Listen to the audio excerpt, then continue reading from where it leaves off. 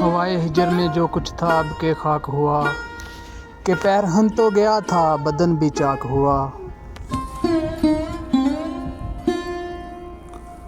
अब उससे तरके ताल्लुक़ करूं तो मर जाऊं, बदन से रूह का इस दर्जा इश्तराक हुआ।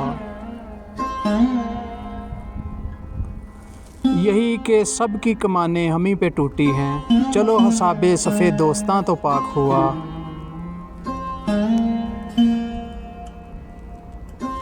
वो बेसबब यूं ही रूठा है लम्हा भर के लिए, ये सानहा ना सही फिर भी कर्बनाक हुआ।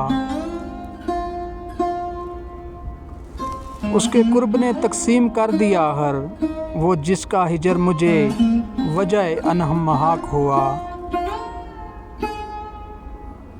शदीद वार ना दुश्मन दलेर था मौसम, मैं अपनी बेखबरी से मगर हलाक हुआ।